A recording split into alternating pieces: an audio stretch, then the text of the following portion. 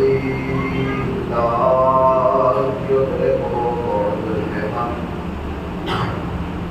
ولا يناله قوس الهمم الذي ليس لصفته حد محدود ولا نعت موجود ولا أجل ممدود فطر الخلائق بقدرته ونشر الرياح برحمته وبدل بالسحور بيدانا رزق والصلاة والسلام على سيدنا مولانا مولى الثقلين جد الحسن والحسين الزهراء بعد القاسم محمد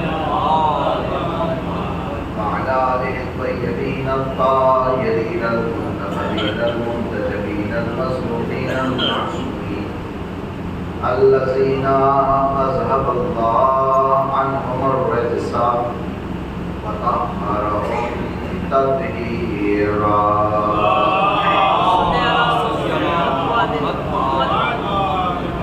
ولعنة الله على أعدائهم ومنكري فسائرهم ومصائبهم وولايتهم أجمعين من الآن إلى لقاء يوم الدين أما بعد فقد قال مولانا جعفر الصادق عليه السلام السلام عليك يا وارث آدم صفوة الله السلام عليك يا وارث نوح نبي الله السلام عليك يا وارث إبراهيم خليل الله السلام عليك يا وارث موسى كليم الله السلام عليك يا وارث عيسى روح الله السلام عليك يا وارث محمد حبيب الله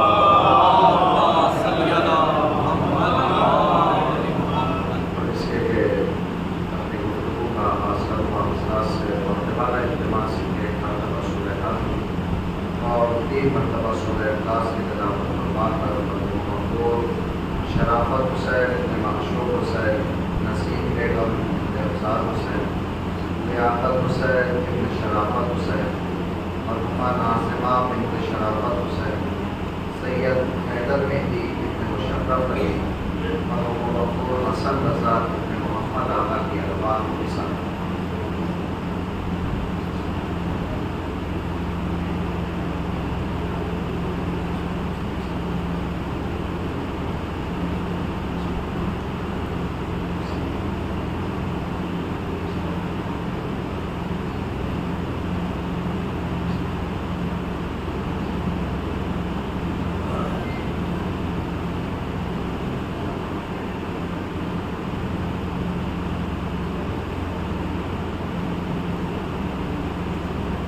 سوال پڑھے گا محمد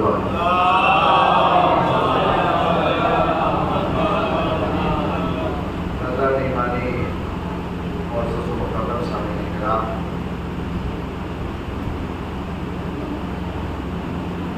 سب سے مجالس کی آج یہ آخری مجلس آپ حضرات کے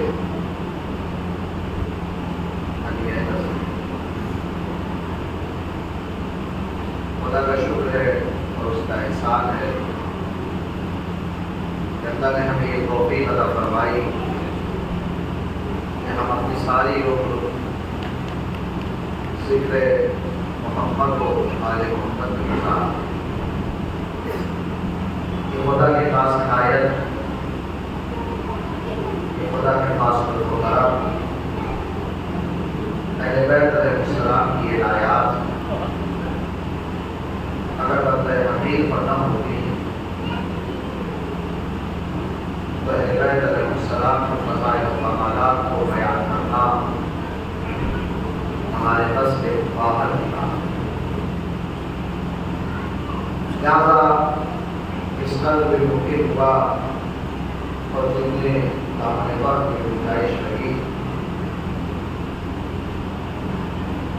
امام حسین علیہ السلام کی زیارت کے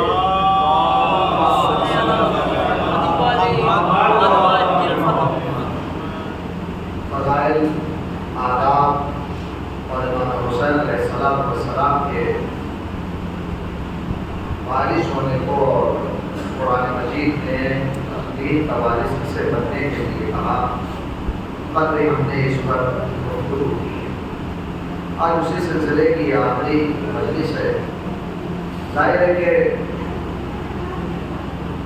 ان موضوعات کو خمسوں اور اشروں میں نہیں سمیٹا جا سکتا۔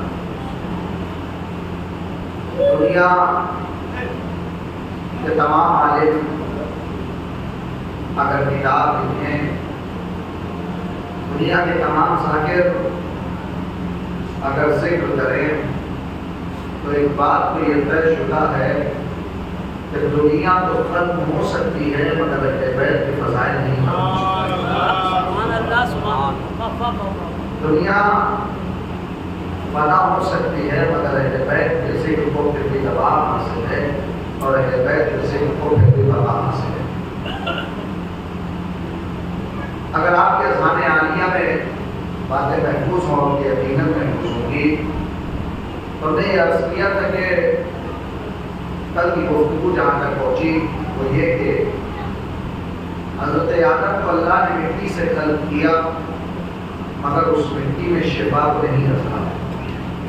یہ وارث آدم کا کمال ہے کہ اس کا خون اگر کھا کے کربلا پر گرا تو اس مٹی کو اس نے شفا بنا دیا۔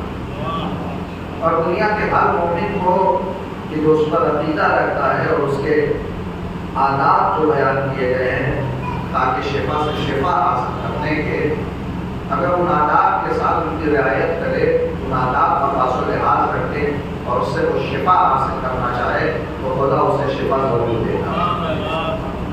امام حسین علیہ السلام کی خصوصیات میں سے خصوصیت یہ ہے کہ امام کے خون نے پاک کو اس قابل بنایا کہ وہ پاک کھا کے شفا بن جائے۔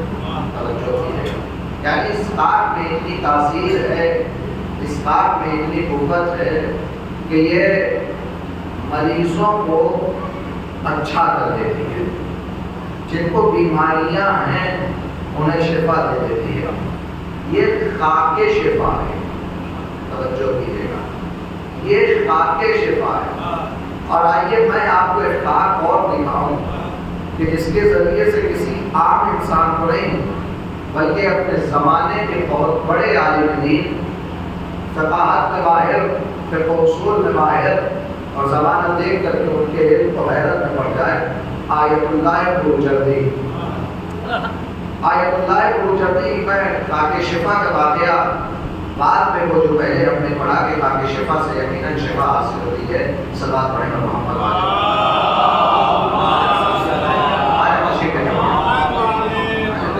ایک اور صلوات پڑھیں گے محمد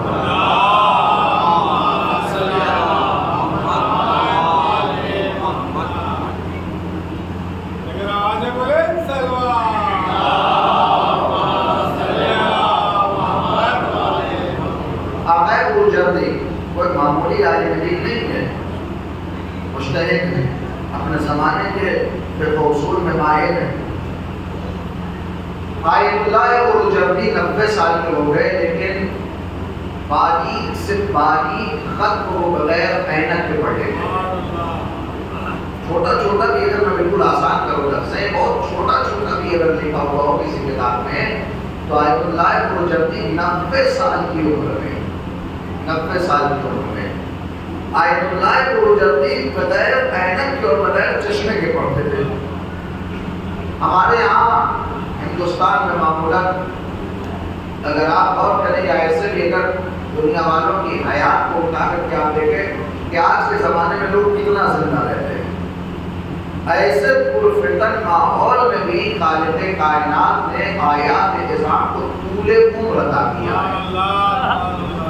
جب دنیا کہیں اٹیک سے مری جا رہی ہے، کہیں بی پی سے مری جا رہی ہے، کہیں شوگر سے مری جا رہی ہے، طرح طرح کی بیماریوں سے مری جا رہی ہے، ایسے عالم میں بھی خداوند متعال نے آیات نظام کو کوئی 90 سال کا ہے، کوئی 95 سال کا ہے، کوئی 105 سال کا ہے، اور ایسے عالم میں کہ اتنے ضعیف ہو چکے مگر اچھوں کی بنیادوں کو ہلا کے رکھ ڈالا.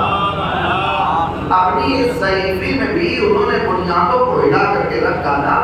ظالم لرزہ برندہ ہو گیا، ظالم کاپ اٹھا ان کی ضعیفی میں بھی اور ان کے بڑھاپے میں بھی. تو آیت اللہ بہت جلدی 90 سال کے ہو چکے مگر ان کی آنکھوں کا کوئی حیرت نہیں ہے، ان کی آنکھوں کا کوئی چشمہ نہیں ہے. باریک سے باریک خط کو باریک سے باریک لائن کو وہ پڑھ لیا کرتے ہیں. تو کسی نے جا کر کے ان سے پوچھا کہ بلّہ اتنا بتائیے آپ 90 سال کے ہو گئے، 90 سال میں لوگوں کے ہاتھوں میں ایسا آ جاتا ہے، آپ کی آنکھوں میں اینک تک نہ آئی، آپ کی آنکھوں میں چشمہ تک نہ آیا، اور کہیں بڑا بڑا لکھا ہو تو پڑھنا آسان ہوتا ہے، جہاں باریک سے باریک لکھا ہو، ریز سے ریز لکھا ہو، چھوٹے سے چھوٹا لکھا ہو، آپ اسے بھی پڑھ لیتے ہیں. بتائیے کہ آخر ایسا آپ نے کیا کیا تھا کہ آپ کی آنکھوں میں وہ بینائی کہ جو جوانوں کی آنکھوں میں رہتی ہے وہ آپ کی آنکھ میں ہے. بتائیے کہ آپ نے ایسا کون سا عمل کیا تھا. آیت اللہ وہ جلدی یہ کہتے ہیں کہ میری آنکھ میں درد ہوتا تھا، میں نے ارادہ یہ کیا کہ میں کربلا معلیٰ جاؤں.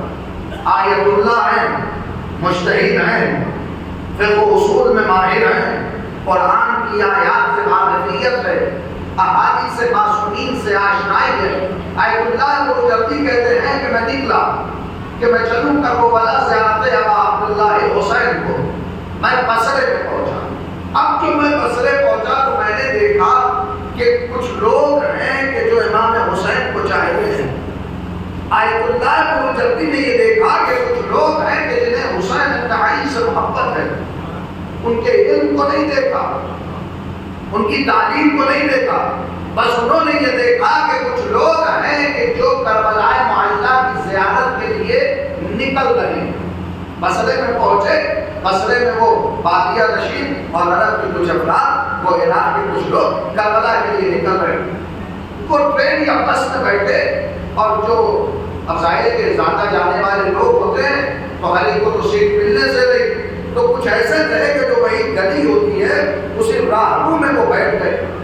ایک حسین انتہائی کا ظاہر کہ جو بصرہ سے نکل کر کے کربلا جا رہا ہے، اس نے اپنے پاؤں کو پھیلایا. یہ کون کہہ رہا ہے؟ اللہ کو جلدی کہہ رہے ہیں. اس نے اپنے پاؤں کو پھیلایا. میں نے دیکھا کہ اس کے پیر میں مٹی لگی ہوئی ہے.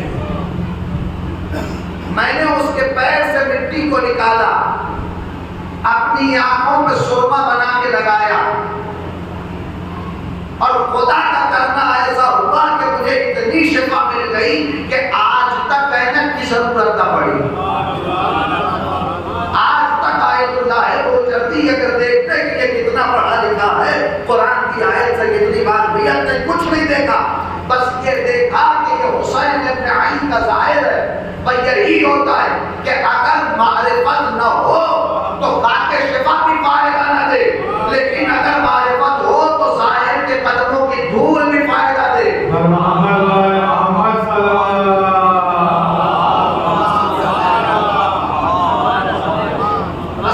اصل چیز تو معرفت ہے. انہوں نے شفا حاصل کی کس سے؟ اس سال حسین ابن علی کے قدم کی خاک سے. اندازہ لگائیے کیا عظمت ہے، کیا فضیلت ہے. جو ذکر اہل بیت کرتے ہیں، جو ذکر معصومین کرتے ہیں، بعض اوقات ایسا ہوتا ہے کہ ہمارے جو نوجوان بھائی ہیں وہ کبھی ایسا ہوتا ہے کہ اللہ کو مائک پہ آنے ہی نہیں چاہیے.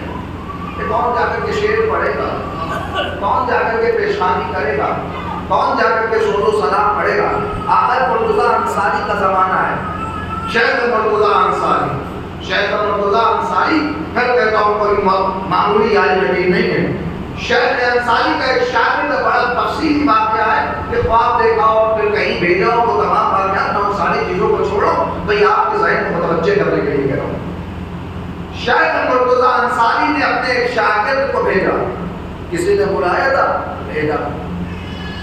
دروازے تک شیخ انصاری اسے خدا حافظ کرنے کے لیے آئے، خدا حافظ کر دیا.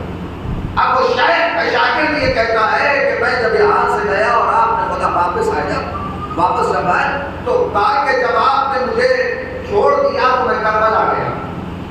کربلا میں جب پہنچا تو میں نے بڑا عجیب خواب دیکھا، اور میرا خواب یہ تھا کہ امام حسین کے ذکر کرنے والوں کی عظمت بتا رہا ہوں کہ جو ذکر کرتا ہے کم کرے یا زیادہ کرے، اچھا کرے یا برا کرے، صحیح پڑھے یا یہ کہ اس کی زبان غفلت کر رہی ہو، وہ یہ کہتا ہے کہ میں نے خواب دیکھا کہ مجھے جنت میں لے کر کے جایا گیا، مجھے جنت میں ایک حجرے کی طرف، ایک گھر کی طرف اشارہ کیا گیا اور کہا گیا کہ یہ تمہارا گھر ہے۔ میں نے جو اس گھر کو دیکھا تو میں چکا چوٹ رہ گیا، میرے حیرت کی انتہا نہ رہی۔ میں نے اس کائنات میں ایسا مکان نہیں دیکھا تھا، میں نے اس کائنات میں ایسا مکان نہیں دیکھا تھا، میں نے اس دنیا میں ایسا گھر نہیں دیکھا تھا۔ میں نے جب وہ گھر دیکھا، وہ کمرہ دیکھا، وہ حجرہ دیکھا، وہ جگہ دیکھی تو میں تعجب میں پڑ گیا۔ مجھے ایسا لگتا تھا کہ اس گھر کے مقابل میں دنیا کے سارے گھر کھنڈر ہیں۔ مجھے ایسا لگتا تھا کہ اس گھر کے مقابل میں دنیا کے سارے گھر کھنڈر ہیں۔ توجہ کیجیے گا، دنیا کے سارے گھر کھنڈر ہیں۔ پھر اتنے میں مجھے دکھایا گیا کہ اشارہ کیا گیا کہ دیکھو دیکھو ادھر دیکھو۔ اب شاید کشانے نے اپنا آپ بیان کرا، ادھر دیکھو، ادھر دیکھا اس نے، تاکہ اب جو میں نے دیکھا تو میں نے دیکھا کہ یہ والا گھر پہلے والے گھر سے زیادہ بہتر، یہ والا گھر پہلے والے گھر سے زیادہ اچھا، یہ والا گھر پہلے والے گھر سے زیادہ آراستہ اور سجایا گیا۔ میں پھر حیرت میں پڑ گیا کہ یہ کس کا گھر ہے، یہ کس کا مقام ہے، یہ کس کی جگہ ہے۔ پھر اتنے میں مجھے تیسرا گھر دکھایا گیا، اور جب میں نے تیسرا گھر دیکھا تو اب ان دو گھروں کو بھول گیا کہ وہ دو گھر جنت ہی میں نہیں ہے، مگر جنت میں طبقات ہیں، جنت میں منزلیں ہیں، جنت میں ہر آدمی ہر ایک جگہ پر نہیں ہوگا۔ جو جس کا جیسا عمل ہوگا جنت میں اسے اسی جگہ پر رکھا جائے گا۔ توجہ کیجیے گا، جنت میں اسے اس کے مقام پر رکھا جائے گا۔ جس کا ایسا نہیں ہے کہ ایک ہال بنا دیا گیا اسی میں سب کو رکھ دیا جائے گا، نہیں، جس کا جیسا عمل اس کی ویسی جزا، جس کا جیسا عمل اس کو جنت میں ویسا مقام دیا جائے گا۔ اب کہتے ہیں وہ شاگرد یہ کہتے ہیں شہر کے کہ میں نے تیسرا گھر دیکھا۔ اب جب تیسرا گھر دیکھا تو وہ دو گھر بھول گئے، اس لیے کہ اتنا عالیشان گھر، اتنا بہتر گھر، اتنا اچھا گھر ہم نے آج تک نہیں دیکھا۔ ان دو گھروں کے مقابلے میں یہ تیسرا گھر بہت بہتر تھا۔ تو شیخ نے یہ پوچھا کہ یہ بتاؤ کہ جو پہلا گھر دیکھا وہ کس کا تھا؟ تو انہوں نے یہ کہا کہ وہ گھر میرا تھا۔ فرشتوں نے یہ بتایا کہ جنت میں تمہارا مقام یہ ہے کہ یہ گھر تمہارا ہے۔ پھر اس کے بعد جو دوسرا گھر دکھایا گیا، مجھے بتایا گیا یہ گھر تمہارے استاد کا ہے، یہ گھر شیخ انصاری کا ہے، یہاں پر شیخ انصاری رہیں گے۔ شیخ انصاری کے علم و عمل کی وجہ سے ہم نے جنت میں انہیں تم سے بلند مقام عطا کیا۔ شیخ انصاری کی وجہ سے ہم نے جنت میں تمہیں ان سے اعلیٰ مقام عطا کیا۔ شیخ انصاری کی عمل کی وجہ سے فضائل اور ان کی جو خدمات رہی ہیں اس کی وجہ سے ہم نے انہیں تم سے بلند مرتبہ عطا کیا۔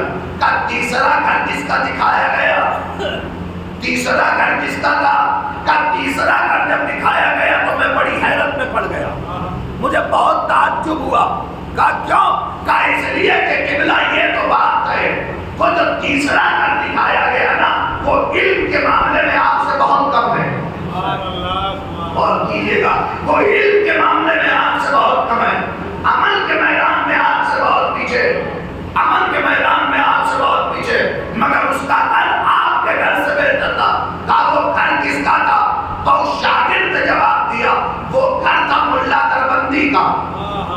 ملا دربندی کون ہے؟ جو جانتے ہیں وہ جانتے ہیں۔ ملا دربندی کون ہے؟ کہا یہ امام حسین کے ذاکر ہیں، یہ امام حسین کا ذکر کرنے والے ہیں۔ آپ نے دیکھا کہ ذاکر حسین کا مقام کیا ہے؟ آپ نے دیکھا کہ امام حسین کا تذکرہ کرنے والے کا مقام کیا ہے؟ آپ نے دیکھا کہ امام حسین کا ذکر کرنے والے کی منزلت کیا ہے؟ کہ شاید آقائے انصاری سے بلند مقام پر حسین ابن علی کے اس ذاکر کو رکھا گیا۔ حوالہ جسے چاہیے میں دینے کو تیار، اور کسی ایسے ویسے کا حوالہ نہ دوں گا۔ آقائے انصاری سے زیادہ بلند مقام پر اس ملا دربندی کو رکھا گیا کہ جو حسین کا ذاکر ہے۔ اب بات سمجھ میں آئی کہ معصومین نے یہ کیوں کہا کہ جو ہماری محبت میں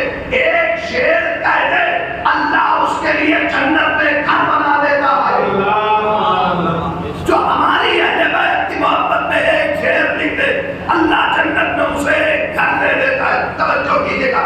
یہ ہے ذاکر کا مقام کہ جنت میں اسے جگہ مل جائے. ہم نے کہا وہ جنت جنت بنی کیوں؟ کہنے لگے جنت جنت اس لیے بنی کیونکہ وہاں پہ رہتے ہیں معصومین. جنت جنت بنی اس لیے، بہت وضاحت میں نہیں جانا چاہتا، وہ جنت جنت بنی اس لیے کیونکہ وہاں رہتے ہیں معصومین. حضرت سلمان آئے جناب فضا کے پاس اور فضا سے آ کر کے کہا کہ فضا جنت میں تم پہلے جاؤ گی یا جنت میں پہلے میں جاؤں گا؟ تو فضا نے برجستہ یہ جواب دیا، اے سلمان جنت میں جانے کی فکر اسے ہو کہ جو جنت میں رہتا نہ ہو. اور خدا کے واسطے غور کریں، اے سلمان جنت میں جانے کی فکر وہ کرے کہ جو جنت میں رہتا نہ ہو. ہم تو رہتے ہی ہیں جنت میں. ارے فاطمہ کی ڈیوڑی کسی جنت سے کم ہے کیا؟ فاطمہ کا گھر کسی جنت سے کم ہے کیا؟ تو معصوم جس جگہ پر ہے وہ جگہ ہو جاتی ہے جنت. معصوم جس جگہ پہ چلے جائیں وہ جگہ ہو جاتی ہے جنت. نہیں میں آپ کو اور بتاؤں، امام حسین جہاں پر دفن ہوئے کربلا کی سرزمین کو معصوم نے جنت کہا. پیغمبر اکرم جہاں پر دفن ہوئے محراب کے درمیان جو جگہ ہے کہ جہاں دنیا کا مسلمان چاہتا ہے کہ نماز پڑھے، روضۃ من ریاض الجنہ، وہ جنت کا ایک حصہ ہے، جنت کا ایک ٹکڑا ہے. جنت کا وہ ٹکڑا کیوں بنا؟ اس لیے کہ وہاں معصوم، تو جہاں معصوم ہو جنت وہی ہوتی ہے. جہاں معصوم ہو یہ تمہید اس لیے بنا رہا ہوتا کہ جملے آپ تک پہنچ جائے اور امید ہے کہ کچھ بہت گئے ہوں گے کہ کہنا کیا چاہے تو معصوم جس جگہ پہ رہے وہ جگہ ہوتی ہے جنت. یہ تھا ذاکر کا مقام کہ جنت میں اسے جگہ دے دی جائے.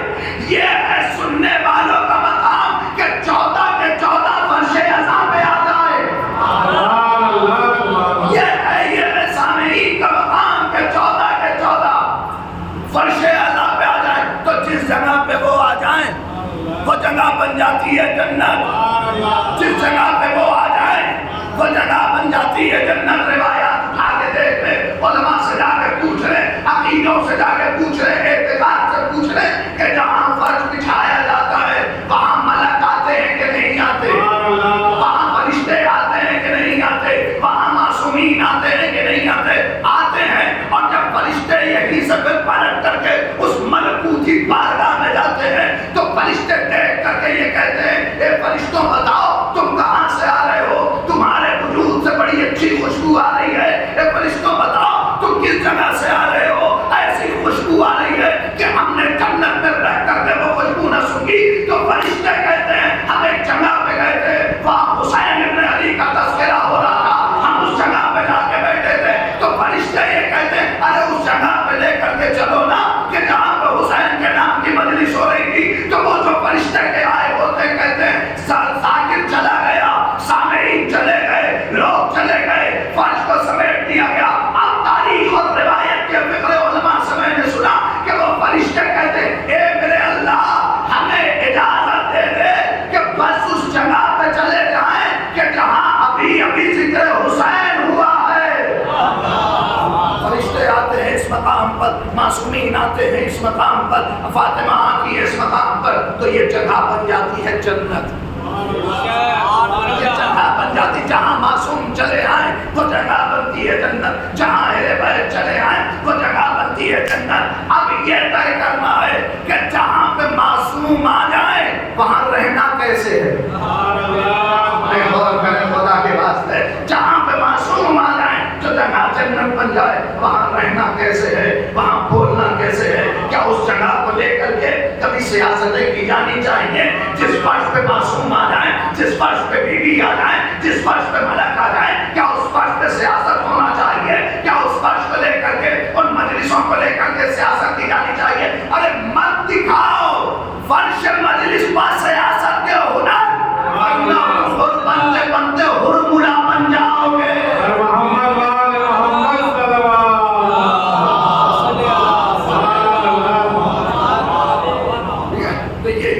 مقام ہے امام حسین کا ذکر سننے والے.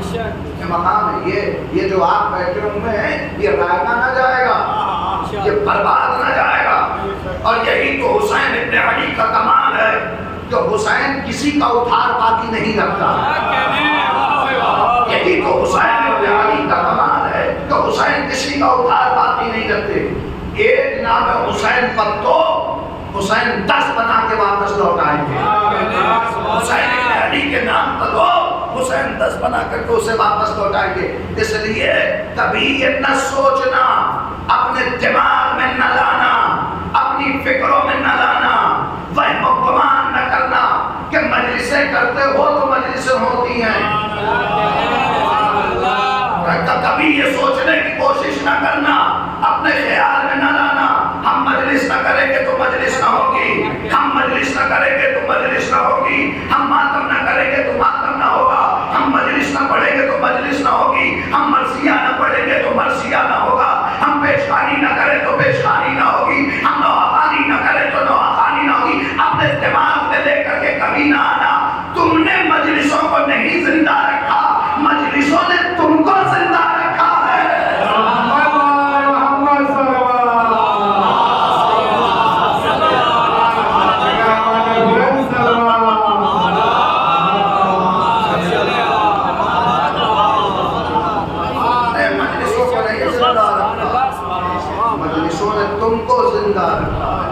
تو یہ مقام کوئی عام مقام نہیں ہے.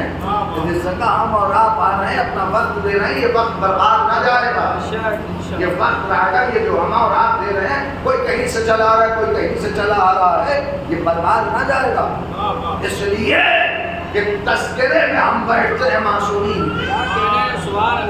ذکر ہوتا ہے اہل بیت کا، آیتیں پڑھی جاتی ہیں قرآن کی، فرمودات پڑھے جاتے ہیں معصومین کے. توجہ کیجیے، توجہ کر رہا ہوتا کہ خاک کتنی باعظمت ہے جو اس خاک کو خاک شفا بنایا. بہت نازک مرحلہ فکر سے آپ کو لے کر کے آگے بڑھ رہا ہوں. امام حسین علیہ السلام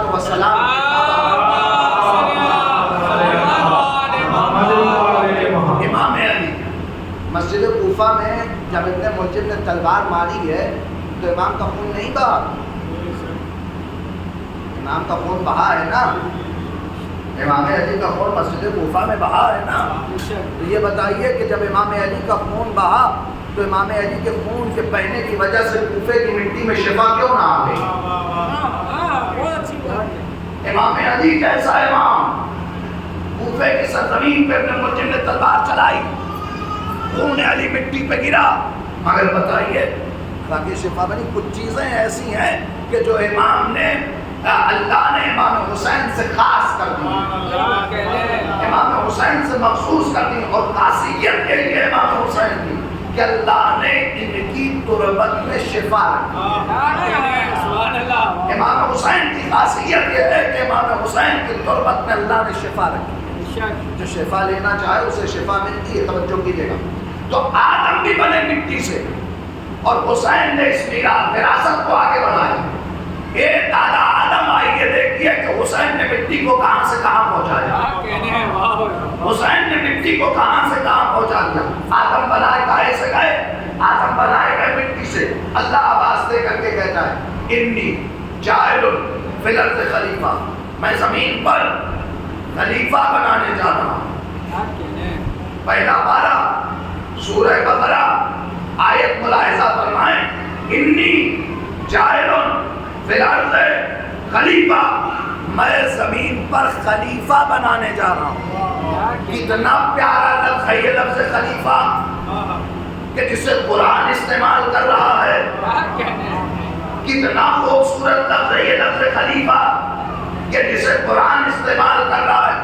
قرآن جس لفظ کو استعمال کرے وہ لفظ ہوتا ہے بڑا خوبصورت، چاہے بعد میں اس کا غلط استعمال کیا جائے. نہیں پہنچے ہیں آپ. قرآن جس لفظ کو استعمال کرے وہ لفظ ہوتا ہے بڑا پیارا.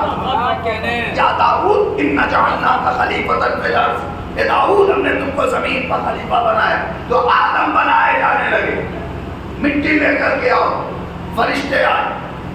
یہ جو زیارت وارثہ میں آپ پڑھتا ہے السلام علیکہ یا آدم صفوۃ اللہ، صفی اللہ نہیں، صفوۃ اللہ. صفوت کسے کہتے ہیں؟ صفوت کا کیا مطلب ہے؟ صفوت کا مطلب یہ کہ زمین کے تمام جواہرات کو خالق کائنات نے سمیٹا، اور ان تمام جواہرات کو سمیٹنے کے بعد پھر اس سے نکالی خالص مٹی. اب جو خالص مٹی نکلی اس سے بنایا آدم کا پتلا. یعنی زمین کی حقیقت کو سمیٹ کر کے اللہ نے بنایا آدم کا پتلا.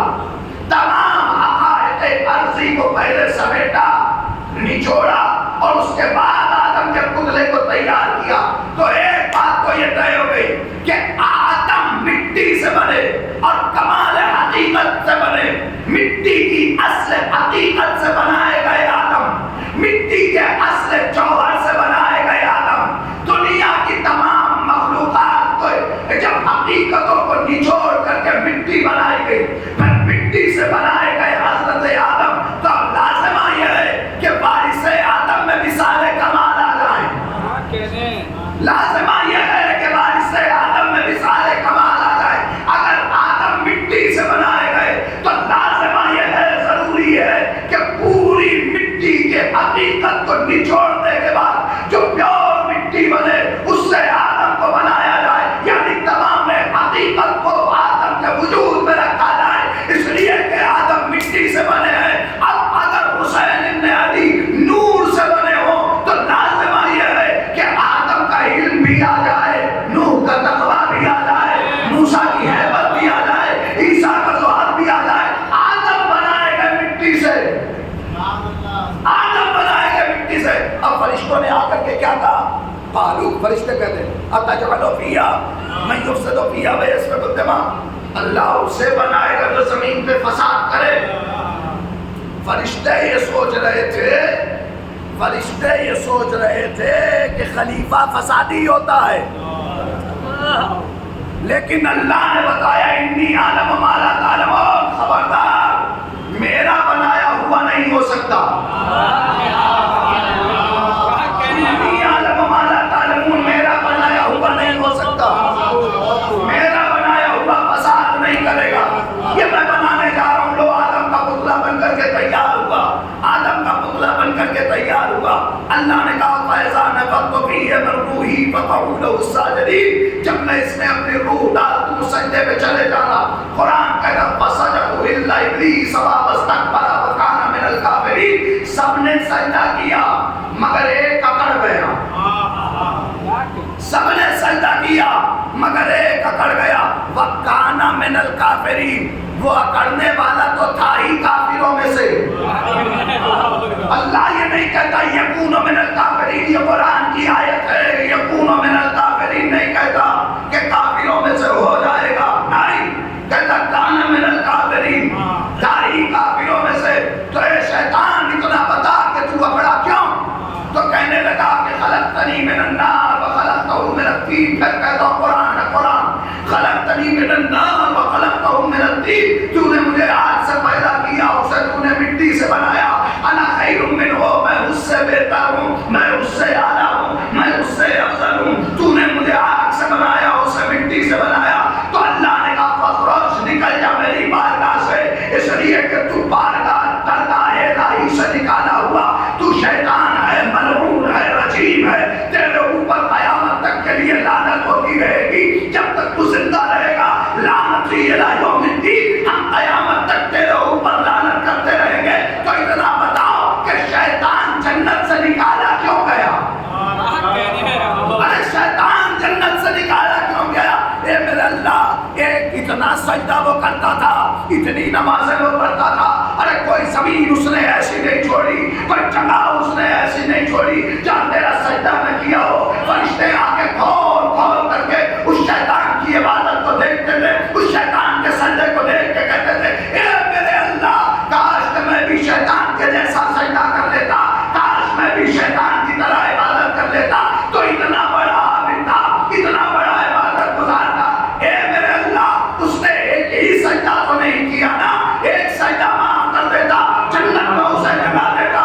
خبردار, ہم یہی تو بتانا چاہتے ہیں کہ اس نے ایک سجدے کا انکار نہیں کیا, اس نے میرے بنائے ہوئے کو نہیں مانا,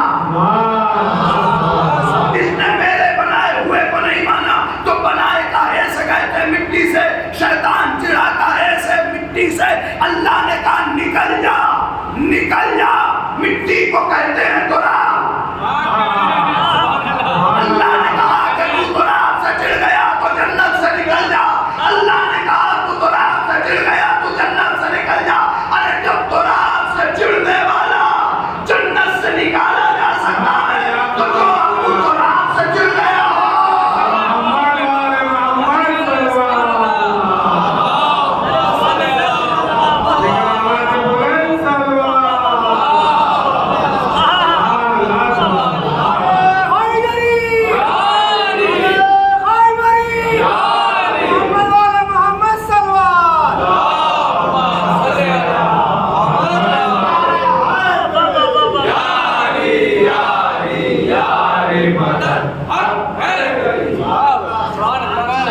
شیطان چڑھا تو راب سے، تو جو پھر ابو تو راب سے چڑ جائے اس کا انجام کیا ہو گیا؟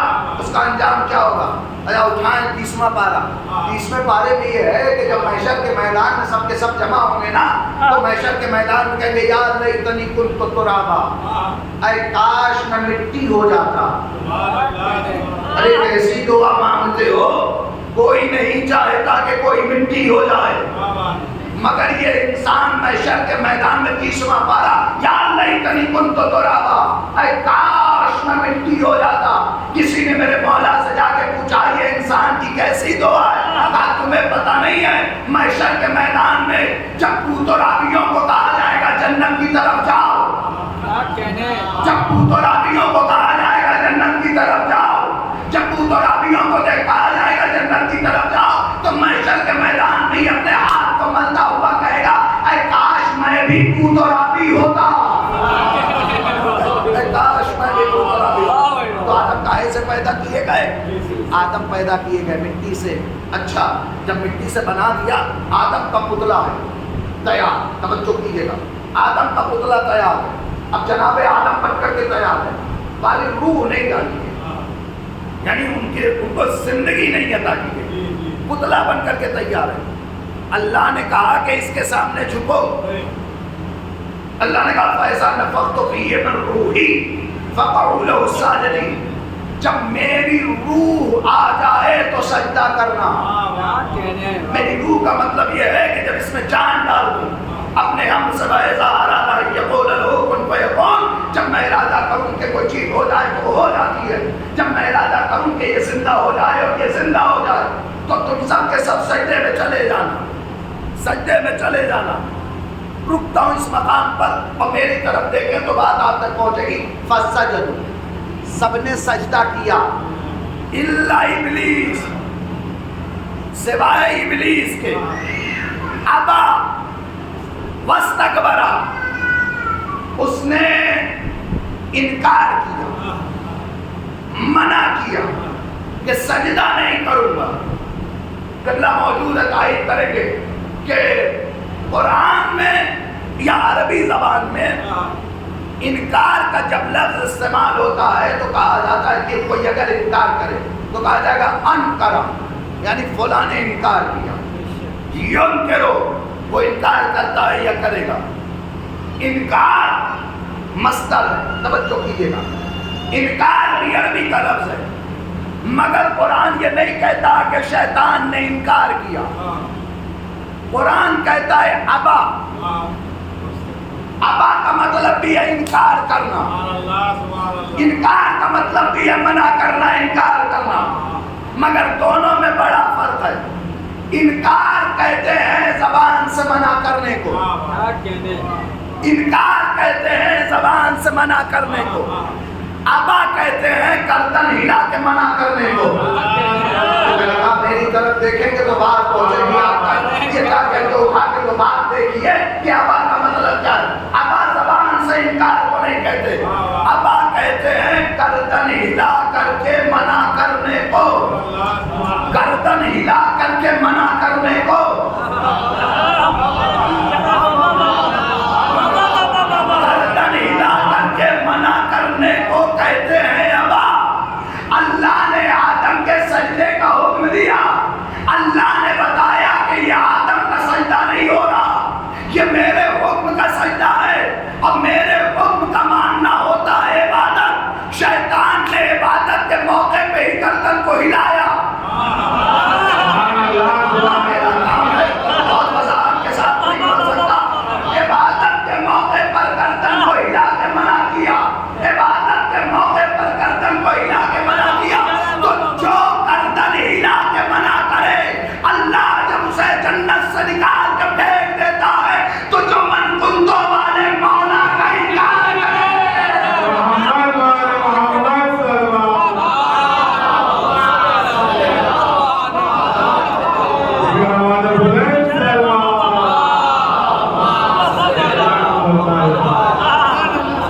کنتوں والے مولا کا انکار کرے پھر اس کا انجام کیا ہوگا؟ قرآن کہتا ہے فسجدوا، سب نے سجدہ کیا، کہتا ہے کہ دیکھو جب اس میں روح ڈال دو تو سجدہ کرنا۔ خالی پتلے کا اس نے سجدہ نہیں کروایا، خالی پتلے کا اس نے سجدہ نہیں کروایا. جب روح آ گئی تو سب نے فسجدوا فوریت فوراً سارے ملائکہ نے سجدہ کیا. سارے ملائکہ نے اپنی پیشانی کو آدم کے سامنے خم کر دیا, آدم کے سامنے جھکا دیا, آدم کے سامنے خم کر دیا. توجہ کیجیے گا, سب نے سجدہ کیا. کب؟ جب روح آ گئی. اے میرے اللہ کیا کرنا چاہتا ہے؟ سجدہ پہلے ہی کرا دیتا. تمہیں پتہ نہیں ہے جب تک روح نہ آ جائے, جب تک جان نہ آ جائے, تب تک ہم اس کی طرف سجدہ نہیں کراتے.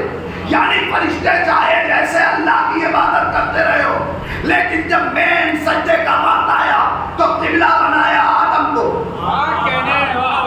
قبلہ بنایا آدم کو, اور آدم کی طرف سجدہ تب کرایا کہ جب آدم کے اندر جان آ گئی. اب سمجھ میں آیا کہ پہلے سے کعبے کی طرف سجدہ کیوں نہ ہوا. اب سمجھ میں آیا کہ پہلے ہی سے کعبے کی طرف سجدہ کیوں نہ ہوا, قبلہ اول بیت المقدس کو کیوں نہ بنایا گیا. جب تک آدم میں جان نہ آ گئی تب تک آدم کے سامنے نہ جھکایا. جب تک کعبے میں جانے کعبہ نہ آ گیا تب تک مسلمانوں کو نہ.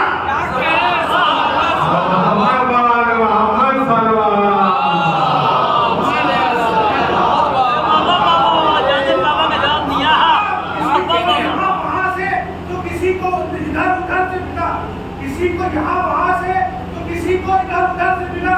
ہمیں تو خود ہمارا امام خدا کے گھر سے ملا.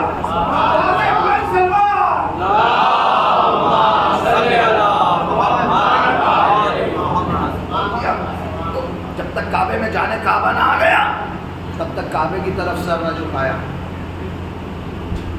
آدم پر سجدہ نہیں ہوا ہے. آدم مٹی سے بنے, آدم پر سجدہ نہیں ہوا ہے. آدم کے سامنے سجدہ کیا گیا. حسین نے مٹی کو کتنا بلند بنا دیا. جب مٹی کے سامنے نہیں, مٹی پر سجدہ ہوگا. یہ وراثت کو حسین نے کیسے آگے بڑھایا, میں اس مقام پر اب رکتا ہوں, اس لیے کہ باقی انبیاء کے تذکرے ہیں کہ جہاں پر ملایا جا سکتا ہے, مگر اتنا فرض نہیں رہا کہ اور انبیاء کا تذکرہ کروں. توجہ کیجیے گا, آدم سے یہ وراثت چلی, حضرت نوح تک پہنچی. حضرت نوح کے بعد ابراہیم, ابراہیم کے بعد موسیٰ. توجہ کیجیے گا, حضرت موسیٰ, جناب موسیٰ کا زمانہ آیا. حضرت موسیٰ دیکھیے وارث ہے نا, وارث ہے. اب وراثت دکھاؤں گا. ابھی تک مٹی دکھایا ہے, اب پانی دکھاؤں گا. اور بہت مختصر لمحوں میں سمیٹ کر کے اپنی بات آج کی مجلس کو تمام کروں گا. توجہ کیجیے گا, آدم وراثت ہے مٹی. اب آئیے دکھاتا ہوں پانی. موسیٰ پیدا ہوئے, فرعون کے دربار میں آئے, فرعون کو تماچا مارا. موسیٰ پروان چڑھے, جوان ہوئے, بہت تیزی کے ساتھ پڑھو, جوان ہوئے, مصر سے نکلے, مدین میں گئے. مدین میں جناب شعیب یا مدائن میں 2 بیٹیاں. یہ قرآن کے ساری آیات ہیں کہ جن کا ترجمہ پڑھو. دیکھا کہ 2 بیٹیاں, 2 لڑکیاں پانی بھر رہی کنویں پر. حضرت موسیٰ پہنچے, مدد مانگی, مدد کی. وہ دونوں لے کر کے حضرت موسیٰ کو گھر پہ آئیں. جناب شعیب اپنے والد کے یہاں, یہ جوان کون, اس نے ہماری ہیلپ کی ہے, اس نے ہماری مدد کی ہے. کیا نام ہے؟ موسیٰ نام ہے. کہا کہ تم ہماری دونوں بیٹیوں میں سے کسی ایک سے شادی کرو گے. کہنے لگے صاحب قبول ہے. مہر 10 سال کی خدمت. اب 10 سال کی خدمت کے بعد حضرت موسیٰ چلنے لگے. میں آپ کو جس جگہ پہ لانا چاہتا ہوں نا, وہ جگہ یہ ہے کہ آپ نے عصا خانوں کے باہر, فرش عصا کے باہر اپنے جوتے اور چپل کو اتارا کیوں ہے. میں آپ کو اس مقام تک لے کر کے آنا چاہتا ہوں, اس منزل تک لے کر کے آنا چاہتا ہوں. آپ اپنے گھروں میں بھی جاتے ہو تو اتار کے نہیں جاتے, پہن کے جاتے ہو. یہاں فرش بچھاؤ یا نہ بچھاؤ, لیکن جب آپ آؤ گے تو اپنے جوتے اور چپل کو باہر اتار کر کے آؤ گے. یہ اپنے ذہن میں رکھنا, اس مقام تک لے کر کے آنا چاہتا ہوں. موسیٰ اپنی فیملی کے ساتھ چلے. اب ٹھنڈی کا زمانہ ہے. موسیٰ نے دیکھا کہ پہاڑ پر آگ چل رہی ہے. موسیٰ نے اپنی سوجا سے کہا کہ یہی پر تم ٹھہرو, وہ ہم آگ لے کر کے آتے ہیں. ٹھنڈی ہے, ہم تاپیں گے, سیکیں گے, ہمارے بدن میں گرمی آئے گی, حرارت. اب موسیٰ پہاڑ پہ گئے. توجہ کیجیے گا, موسیٰ پہاڑ پہ گئے. موسیٰ جو پہاڑ پہ پہنچے تو اتنے میں ایک طرف سے آواز آئی, موسیٰ انی انا اللہ فاخلع انکا بالواد المقدس دعا موسیٰ میں ہوں تمہارا اللہ، موسیٰ اپنے جوتوں کو اتار کر کے آؤ، اس لیے کہ مقدس وادی دعا میں آ گئے ہو۔ موسیٰ میں ہوں تمہارا رب، اے موسیٰ میں نے تمہیں چن لیا، اخترتک، اے موسیٰ میں نے تمہیں چن لیا، فاستمع بما یوحیٰ، سنو سنو تمہاری طرف وحی آ رہی ہے، اے موسیٰ ان الساعۃ آتیۃ اکاد اخفیٰ، اے موسیٰ ایک زمانہ ایسا آئے گا کہ دنیا ختم ہو جائے گی، میں نے اس زمانے کو چھپا رکھا، اور پھر اس کے بعد ہر انسان کو اس کے عمل کے مطابق ہم جزا دیں گے۔ آواز کیا آئی؟ طرف سے آواز آئی، یا موسیٰ انی انا اللہ فاطلع علیہ انکا بالواد المقدس طویٰ، موسیٰ اپنے جوتوں کو اتار کر کے آؤ، اس لیے کہ تم مقدس وادی طویٰ میں آ گئے، مقدس وادی طویٰ میں آ گئے۔ اے موسیٰ جوتوں کو اتار کے آؤ، جوتے پہن کر کے یہاں آؤ، میں معراج پہ نہیں لے کر کے جانا چاہتا کہ میرا محمد جوتے پہنے پہنے ہی سدرۃ المنتہا کی منزلوں کو طے کر لے گیا، بس مقام تک نہیں لے کے جانا چاہتا۔ فاطلع علیہ، اے موسیٰ اپنے جوتوں کو اتار کے آؤ، اس لیے کہ تم مقدس وادی طویٰ میں آ گئے ہو۔ تو ایک بات تو یہ طے ہو گئی کہ جب مقدس وادی میں جاؤ تو جوتوں کو اتار کے جاؤ، جب مقدس وادی میں جاؤ تو جوتوں کو اتار کے جاؤ۔ موسیٰ اپنے جوتے کو اتار کے آنا، اس لیے کہ یہ مقدس وادی طویٰ ہے۔ موسیٰ کی مقدس وادی کو طویٰ کہتے ہیں، عزاداروں کی مقدس وادی کو عزاخانہ۔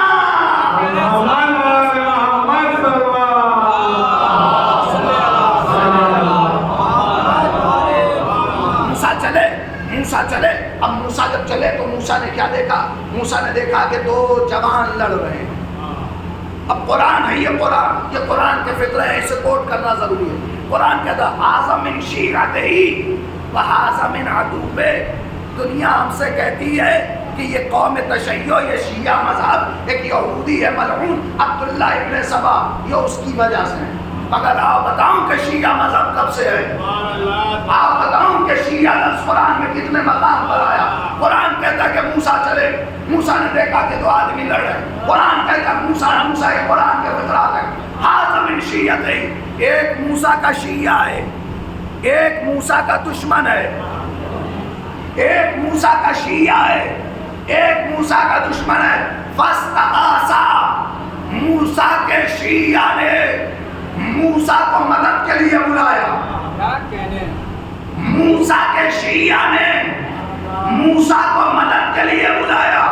موسیٰ گئے، موسیٰ ہمارا دشمن کو وہ وہیں پر مر گیا، تو موسیٰ کو تو پہلے ہی جا کے ٹوک دینا چاہیے تھا نا کہ غیر اللہ سے مدد نہ مانگ۔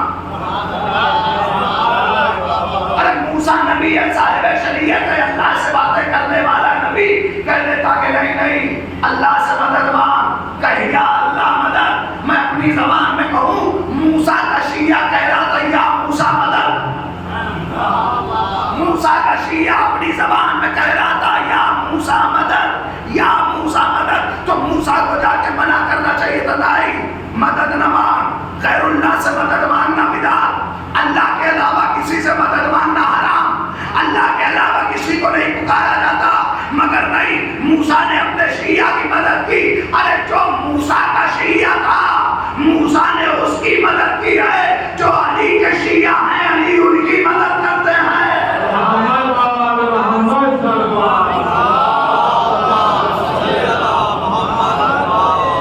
اب آخری منزل میں آ گیا تو موسیٰ کے شیعہ نے مدد مانگی، موسیٰ نے مدد کی۔ اب یہ چلے فرعون کے دربار میں پہنچے، فرعون کے دربار میں پہنچے، فرعون کے دربار میں جو پہنچے تو وہ تمام تر توحید کی دلیلوں کو قائم کیا۔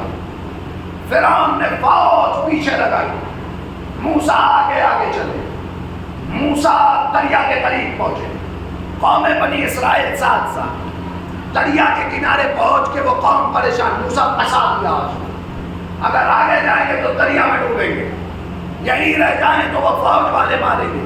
اے موسیٰ بتاؤ کیا کیا جائے؟ فرعون بڑا طاقتور تھا، فرعون بڑا طاقتور تھا، لیکن فرعون نے موسیٰ کو قتل نہیں کیا۔ میں مقام تک لانا چاہتا ہوں، یہیں پر گفتگو ختم کروں گا۔ موسیٰ چاہتا تو قتل کر دیتا موسیٰ کو فرعون، مگر فرعون قتل نہیں کر پایا۔ سوال تو اپنی جگہ پر بنتا ہے کہ اتنا بتاؤ، اتنا بڑا طاقتور بادشاہ کہ جس کے لیے قرآن کہ یذبحون ابناءکم ویستحیون نساءکم، کہ جو بچوں کو مار دیتا ہو، وہ موسیٰ کو قتل کیوں نہ کر پایا؟ وہ موسیٰ کو قتل کیوں نہ کر پایا؟ اب آئیے رکتا ہوں اس مقام پر۔ دربار میں قافلہ قید کر کے لے جایا گیا، اتنے میں یزید ملعون نے یہ چاہا کہ امام سجاد کو قتل کرے۔ ایک تو آپ نے یہ سنا کہ حضرت زینب آ گیا، ایک آپ یہ سنتے ہیں کہ امام باقر بھی کچھ بولے، اور امام باقر نے یہ کہا کہ اے یزید تو میرے باپ کو قتل نہیں کر سکتا، میرے باپ کو تو قتل نہیں کر سکتا۔ یزید نے پوچھا، کہا کہ اگر قتل کرنا چاہوں تو قتل کر دوں گا۔ تو امام باقر نے فرمایا اے یزید پہلے میرے سوال کا جواب دے۔ دیکھیں کیسے امامت نے گھیرا ہے یزیدیت کو۔ اے یزید میرے ایک سوال کا جواب دے۔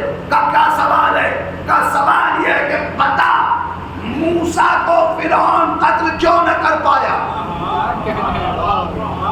ارے یہ کیا جواب دیتا کہ جو ہمیشہ شراب میں مست رہتا ہو، میں قدوں میں پیدا ہونے والے تاریخی حقیقت کو کیا جانے، ان کانوں میں مر جانے والے تاریخی حقیقت کو کیا جانے؟ بتا کہ فرعون موسیٰ کو قتل کیوں نہ کر پایا، کیوں نہ کر پایا؟ کہا کہ نہیں معلوم۔ کہا اے یزید سن، فرعون چاہے جتنا بڑا ظالم بادشاہ رہا ہو، موسیٰ حجت خدا ہے، موسیٰ حجت خدا ہے۔ اے یزید فرعون چاہے جیسا رہا ہو، لیکن تاریخی شواہد یہ بتاتے ہیں کہ فرعون کا عصب نسب ٹھیک تھا۔ فرعون کا عصب نسب چاہے جیسا رہا ہو، مگر فرعون کا عصب نسب ٹھیک تھا۔ امام نے ایک بات یہ طے کر دی کہ حجت خدا کو مارنے والا نہ تو عصب ٹھیک ہوتا ہے نہ نسب ٹھیک ہوتا ہے۔ 5 برس کے باقر نے بتایا کہ حجت خدا کو مارنے والا نہ عصب ٹھیک ہوتا ہے نہ نسب ٹھیک ہوتا ہے۔ یعنی امام باقر بتانا چاہتے تھے اے یزید فرعون چاہے جیسا رہا ہو، اس کے باپ کا پتہ تھا۔ اس کے بعد پڑھے پر محمد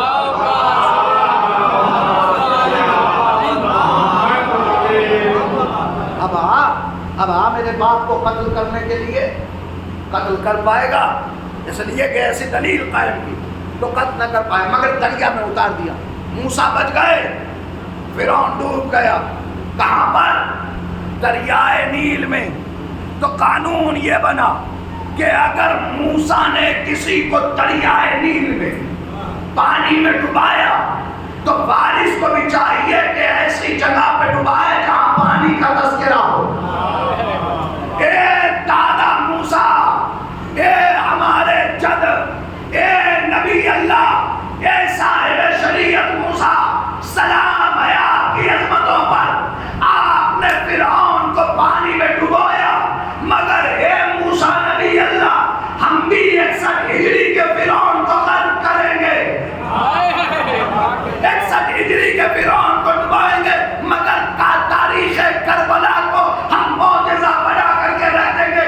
5 مجلسیں ایک طرف، یہ جملہ ایک طرف۔ اے موسیٰ آپ کلیم اللہ ہیں، آپ صاحب شریعت ہیں، آپ نے پانی میں فرعون کو ڈبو دیا، مگر ہم بھی تاریخ کربلا بدل کر کے رکھ دیں گے اور معجزہ بنا دیں گے۔ اے صاحب شریعت موسیٰ، کربلا میں معجزہ ہو گیا، جو پانی پیتا رہا وہ کب کا مر گیا، جو پیاسا تھا وہ آج تک زندہ۔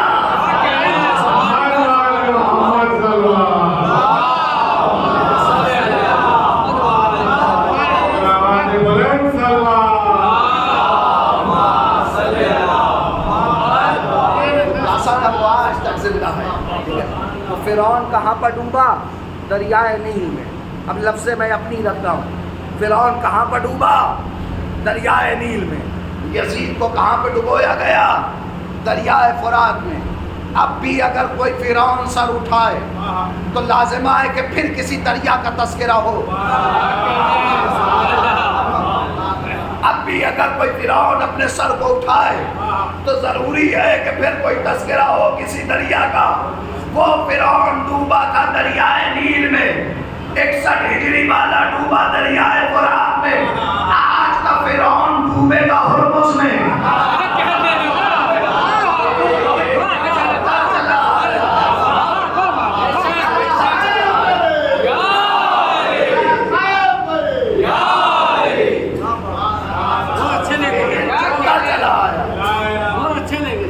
فرعون ڈوبے گا ہرمز میں.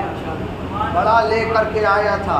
اچھا کمال ہے، کہتا تھا کہ ہم سپر پاور ہیں، لیکن خدائی طاقت کے آگے کس کا بس چلے گا؟ واقعہ فیل پڑھو، وہ لے کر کے ہاتھی آئے تھے. اللہ نے چھوٹے چھوٹے پرندوں کے پنجوں میں چھوٹے چھوٹے کنکر دیے تھے. اللہ نے اس کنکر کے ذریعے فیل والے لشکر کو بھوسا بنا کے رکھ ڈالا. وہ لے کر کے آیا تھا 9 لاکھ کا لشکر. حسین لے کر کے چلے تھے اپنا عسکر. جس کو اپنی بڑی طاقت پہ ناز تھا اس کو سب سے چھوٹے سے مروایا. دنیا سمجھ رہی تھی کہ یہ 9 کروڑ کا ملک بہت چھوٹا ہے اور وہ امریکہ بہت بڑی طاقت والا ہے، مگر کہا تم قانون بھول گئے. جب مروانا ہوتا ہے تو سب سے چھوٹے سے مرواتا ہوں، جب تباہ کرنا ہوتا ہے تو سب سے چھوٹے سے تباہ کرواتا ہوں. جسے دنیا چھوٹا سمجھ رہی ہے وہ اپنے ہاتھوں میں تسبیح فاطمہ لے کے کہتا تھا مجھ سے بڑا کوئی نہیں.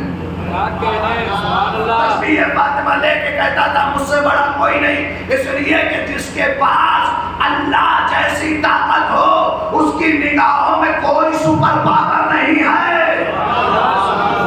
یہ سپر فلاپ ہیں، سپر پاور نہیں ہے، یہ سپر فلاپ ہیں.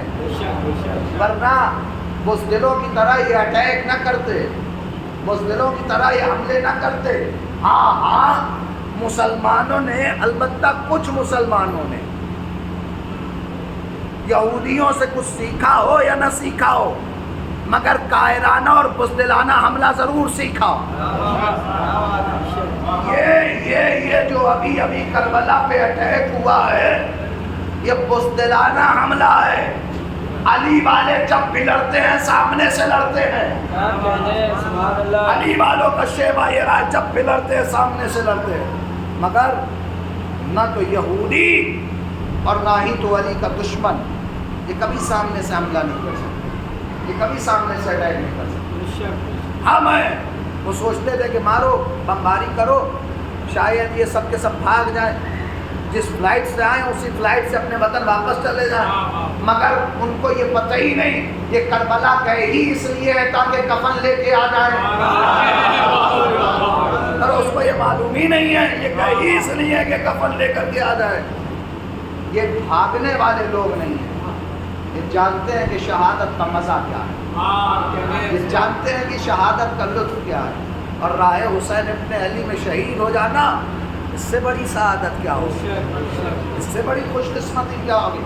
آقا کی راہ میں، اہل بیت کی راہ میں اپنی جان کو قربان کر دینا، اہل بیت کی راہ میں اپنی جان کو نثار کر دینا، اہل بیت کی راہ میں اپنی جان کو فدا کر دینا. اس سے زیادہ اور سعادت کی بات کیا ہوگی.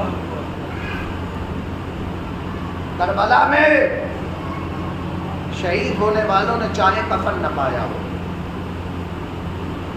لیکن کربلا کو ایسا بنایا کہ آج ہر مومن چاہتا اسے کربلا کا کفن مل جائے. جبکہ فاطمہ کا لال کربلا میں 3 دن تک بے گور و کفن رہا. ختم کر رہا ہوں مجلس سے، بس زیادہ ہو گیا، اس کے لیے معافی اور معذرت چاہتے ہیں. 2-4 فکر مسائل کو سنے ختم کرتا ہوں. رونے والوں، تاریخ کہتی ہے کہ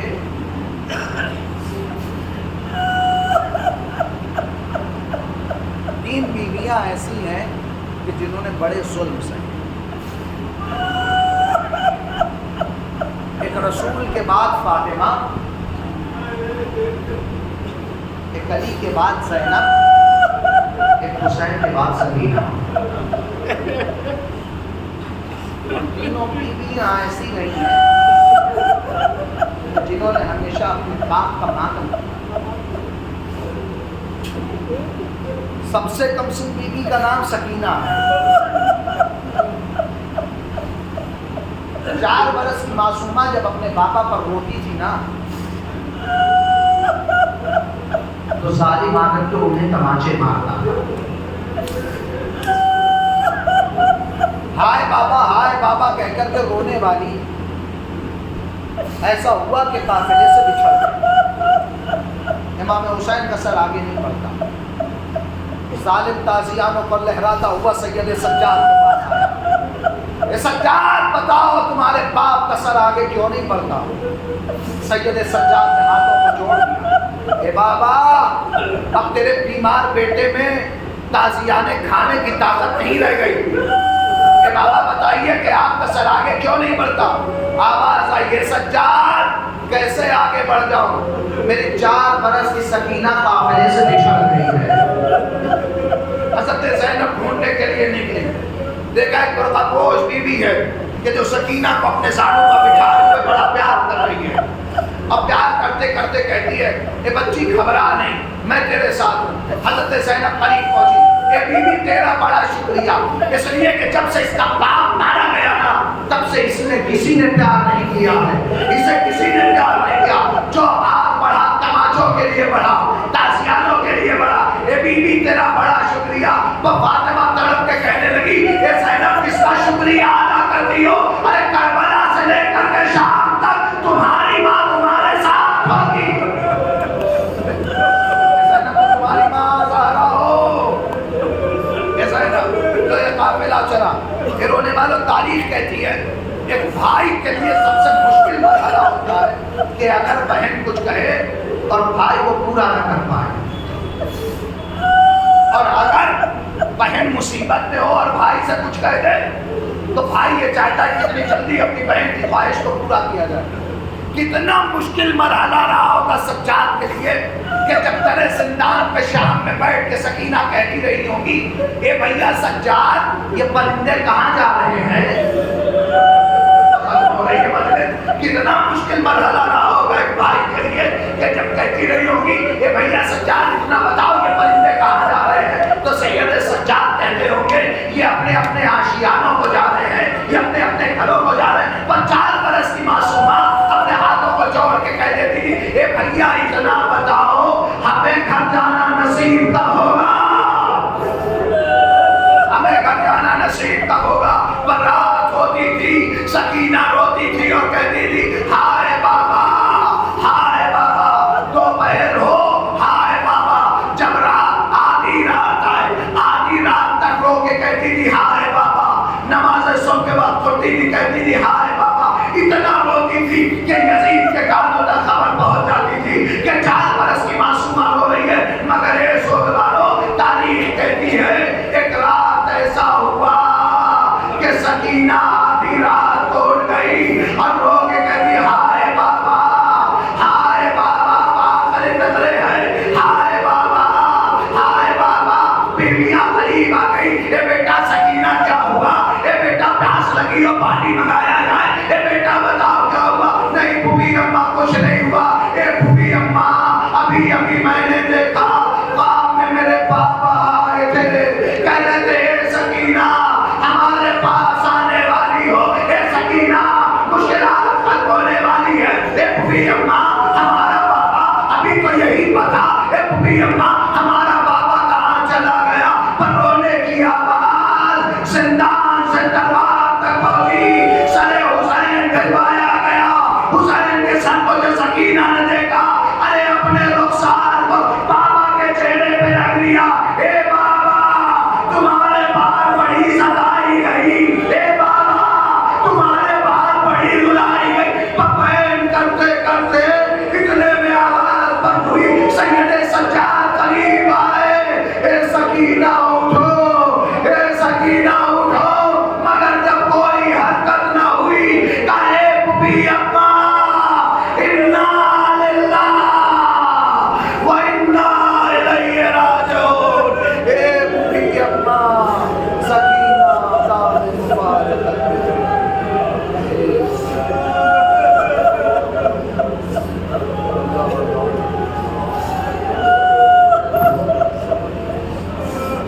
اللهم إنا إليك راجعون وتسليما